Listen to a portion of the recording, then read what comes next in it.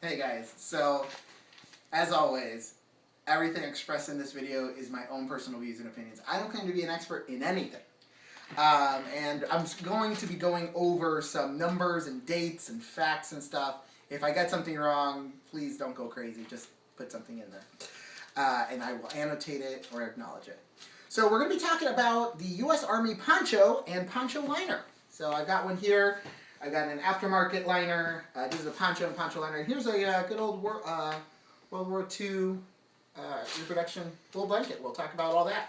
So the reason I'm making this video is if you Google or if you go on YouTube, I don't see any thorough videos, in my opinion. I'm not calling anyone out or anything, but I just don't see us talking about it. We all presume people know about the poncho and the poncho liner, and we all kind of talk about it as if everybody knows about it, and we all talk about it and make reference to it, but I don't see anybody going through it real quick, so I'm going to go through it. So the poncho, to my knowledge and understanding, is produced by ORC Industries in Wisconsin. They've actually had that contract apparently since the 80s. They've been producing them for quite some time.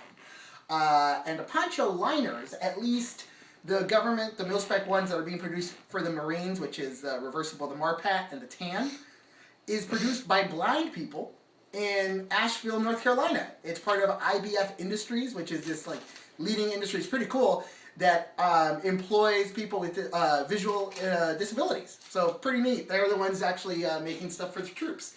They actually have been working with, in conjunction with NatTech or NatTic, I forget. They're the guys who work for Army R&D and come up with that stuff.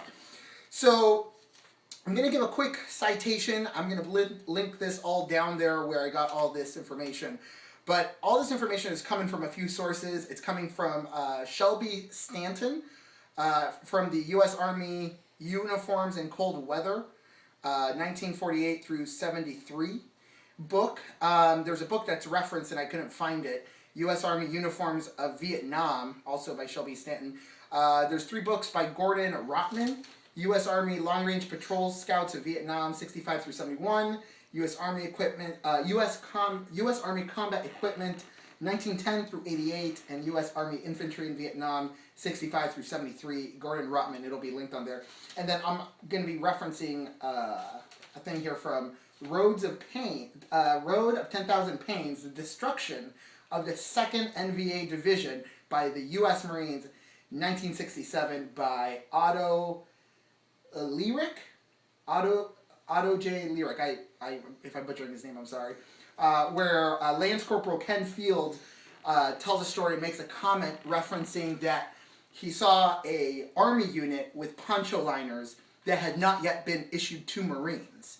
And he makes that story in reference sometime a few months before the June 67 operation, Operation Adder in Vietnam. So, also, I want to post, and I'm getting a lot of information from the VietnamGear.com website, which is really great. In fact, the information's out there, and a lot of people have done a lot of this work beforehand. I don't claim to have done any of this myself. I went out there, and it's out there, and people have done really good work. As I said to my wife while I was searching this stuff up, I was like, thanks, military history nerds. And my wife turned to me and said, you mean like yourself? And I said, yes. So I claim to be one, I guess, but not an expert. Anyway, so the U.S. Army poncho actually goes back to the Civil War period. And it was just a large canvas rubberized sheet. It was a black rubberized sheet. That's all I'm going to reference to it. You can Google images. I'm not a Civil War reenactor or living history guy, but I would love to go to those. And if you got any comments about that, please put that on there. But essentially, it was just a big square sheet, and it had a hole, and you could put your head through it, and that was a poncho. And they would also use that as a ground sheet as well. That was essentially deployed along with a wool blanket for the Civil War period. It had grommet holes along the end and no ties. You just slipped it on. That essential design, I guess, went all the way through into World War II. So in World War II, apparently there was still a use of raincoats for most troops and stuff. Ponchos were out there, And ponchos were issued to, I guess, the Marine units in the Pacific. And if you look, they're that really cool, like, I don't know if it's Tiger, I don't know all the World War II ones, but that's what they had. And it was just, it had a collar and no hood. And that's all that there was. So World War II ends in 45. In 1949, there was an official revisement of this poncho. And that's referenced through the books and stuff that I'll put the links up there. So in 49, they revised it, and it was changed slightly. In 1950, it was revised again into what would be called the standard kind of dimensions. It was issued in OG 207, which is olive green nylon, the color 207, their designation for tinting. And essentially, it was like a heavy nylon. It was rubberized, and they added a hood to it. The original models actually, once they added a hood, had little ear flaps that came out so people could still hear. I don't know that they kind of did away with those. But in 51, the modifications done in 50 were adopted, and in 53, the updated version existed to those specs. I believe it had 2 seams running down the middle, which were rubberized and coated and then connected. So if you look at the history, it's pretty interesting because those ponchos are notable, and we don't really think of them going that far back, but they really didn't pop up till Korea. We had no U.S. Army ponchos. You were issued a poncho, maybe, and you had a raincoat, and you had a shelter half, which was issued to you still up into Korea. So in 53, when that adoption is done, it's right at the end of the Korean War. And if you look at the Korean War memorial, all those guys are wearing this kind of idealistic view of a poncho, but it's not the same poncho that we think of. From what I understand, it didn't have the reversible gypsy snaps, which is the double grommets that we're used to. And so then in Vietnam starts in 53 through 75, and you see these big changes. So in the 1956 LBE, so it's designed for a poncho at this point. So the 56 LBE models have a place to attach a poncho to the bottom. So the poncho is already working its way around in through out of Korea into Vietnam. And then in 67, it's the first time that when the malice gear is used, there's a reference in there as part of the kit being issued as a poncho liner. From what I understand, and I have my date somewhere here, the first time the poncho liner shows up, kind of officially, is in 62, I think. And it's shown at a Fort Bragg. It was issued to Special Forces unit. It was a brand new piece of kit, and it was essentially given to them to kind of field test out. I have a thing here. Let's see, what's the date? Yeah, 1962. It's issued to Special Vietnam Forces units. In one of the books, it actually shows a photo of them being trained on their new kits and their new bags, and that's really the first place it pops up. I'll link it there, but there were 3 generation modifications to the liner, and then the poncho itself, once it hit Vietnam, went through some changes. So essentially, they did that impregnation. So if you ever find ponchos now, the furthest back you can go is to the Vietnam era ones that all stink and like are kind of breaking down to the grain because they impregnated them with the rubberizing for the bug juice. Essentially, they were impregnated with the insecticide, and over time, the insecticide actually would break down the rubber, and then that's why you get the smell. I believe the micro cracks in the rubber gets moisture, and then mildew builds up, and they're really terrible. If you find them, they're just ridiculous. I've seen a few of the Korea ponchos, and they don't have that issue because they were never impregnated with the insecticide. They were still really heavy. They go through some modifications. They get lighter. They were still only in the OD green. They eventually got given this spotted camo, and then they were changed into the wonderful ERDL camo. And essentially, they lived that way as Army issue and Marine issue gear well into the 80s, when you, like, late 80s and into the 90s, a lot of aftermarket people started producing ponchos and poncho liners.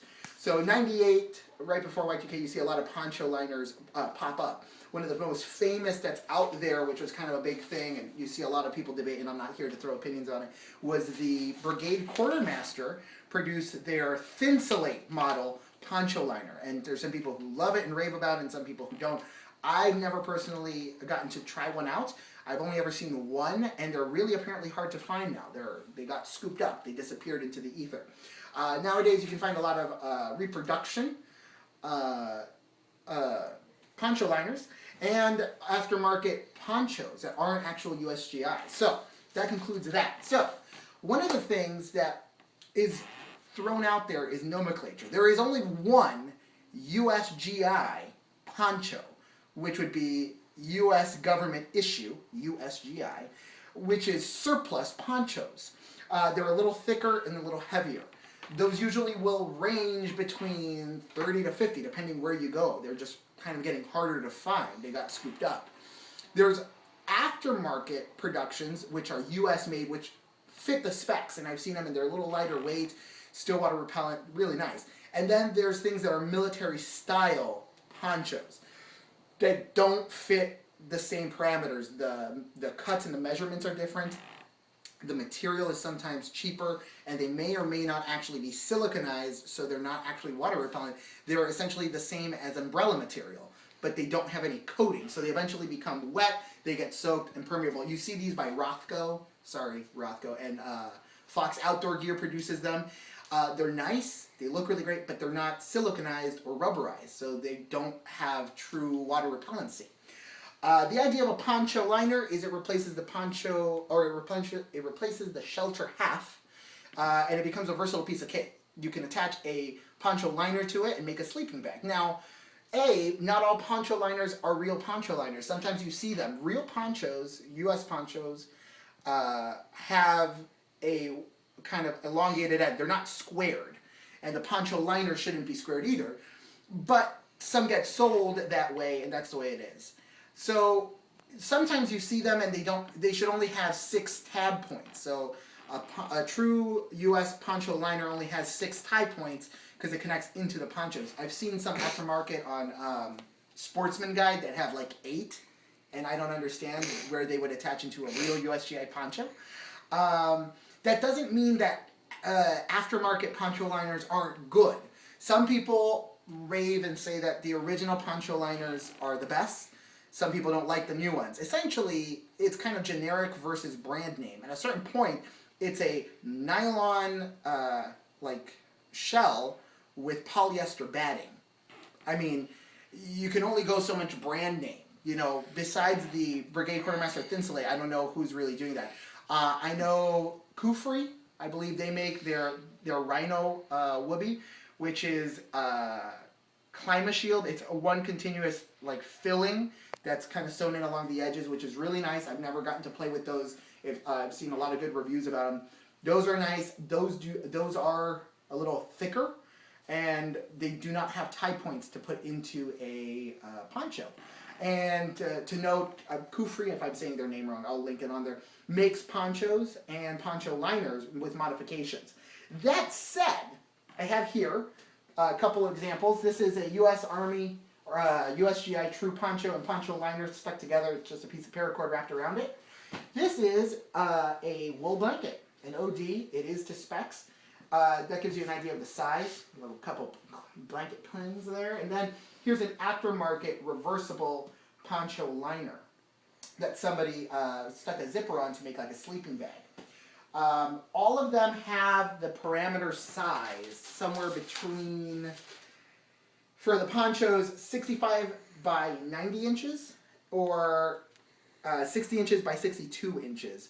The liners, which vary, so like op specs poncho that comes in multicam is a little longer and a little thinner, and so it just depends. The reason actually, originally they were 92 inches long, but it was too long for Vietnamese soldiers to use, so they shortened it for them, and that's the biggest complaint nowadays. When you use a poncho, your feet kind of still get wet because they don't seem to be as long as they kind of should be. With that said, we'll take this guy out, and I'm going to talk about real quick a little mod you can do, which is kind of, again, talked about, but we don't really address. So here's the poncho. You open it up, and it's a great piece of kit. Now, the number one thing, if you have the poncho liner already in, it's never really been meant to be worn with the poncho. The poncho liner was designed to be a blanket or an extra sunshade. It's a second piece of kit. And you make it into a sleeping bag. It was never meant to be worn with the poncho. It's not really a poncho liner. It's a sleeping bag liner that turns your poncho into a sleeping bag. But very easily you can take and get a zipper put into it, which is really easy right in the middle. I just took it to my cleaners and they put a little zipper in it. It cost me 20 bucks. If you can do it at home, do it. But what's nice is you can put it on with your poncho liner still on there, which is pretty helpful with cold weather, because if I have an M65 coat on and I throw this guy on in a really cold blizzard and we've gone out hiking in really cold weather, it's perfect.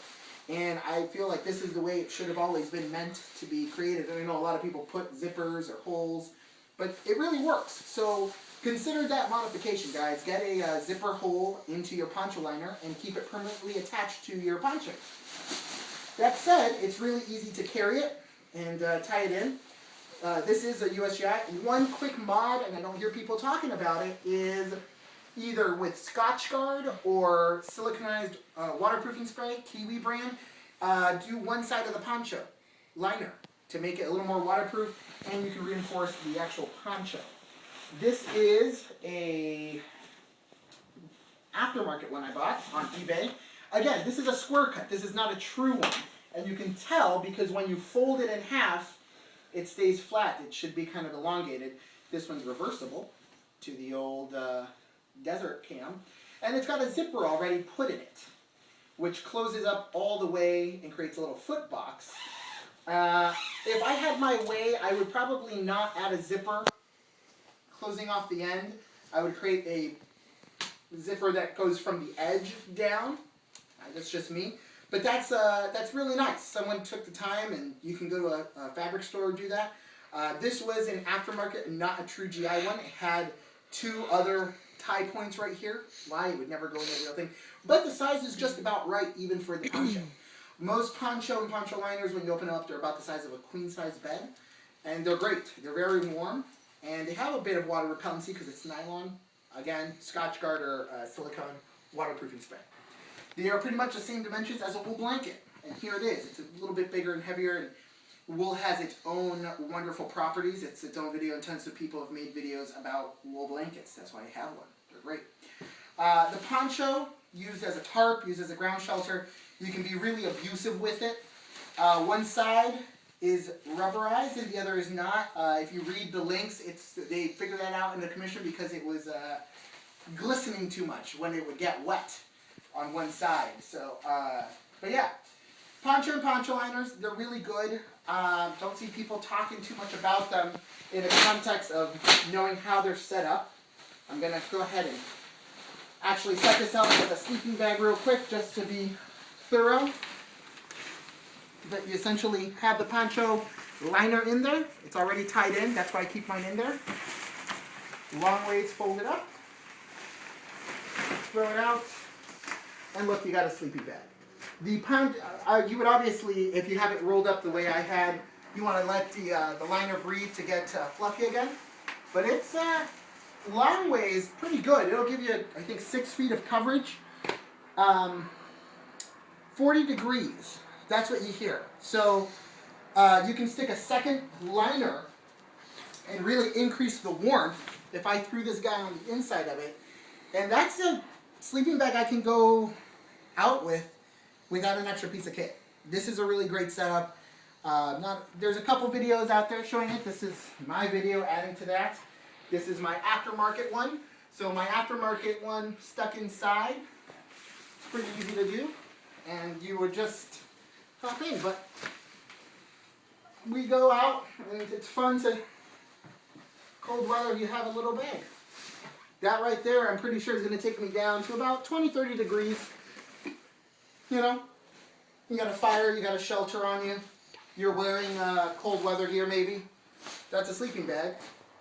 The zipper can be zip closed so it traps more heat in. But there you go. U.S. Army poncho and poncho liner. It's a great piece of kit. Sorry the house is a mess. But yeah, if you go out, plan on spending at least $70 for a set. You can find poncho liners out there from about 20 to 30. Ponchos are going to run you between 30 to 50 depending, especially once you get into the true USGI. Is there a bonus of USGI versus US made or the new 2-spec ones? I can't tell. Some of them are lighter.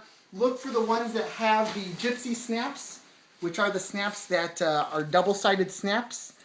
That allows you to combine them with other ponchos to make tents. But yeah, there you go. I don't know, I think I've rambled long enough, so if I got something of a date wrong, please just put a note in there. Or if you have any cool videos, the one thing I will say is Alpha Rubicon shows how to take 2 sets of tent poles, which are 111 inches, and you can combine those, stick those into the corners, and make the poncho into a tent, which is really nice.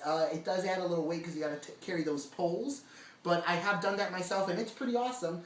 I would definitely take that for colder weather. It's nice to have a domed little tent, but then you could keep the poncho liner in there and add a quilted dome tent. So it's definitely an expedient piece of kit. Get one or don't. Do what you want. I'm not the boss of you. But there you go. Leave me comments if you do. That's great. And if not, don't. But have a good night. God bless America. There you go.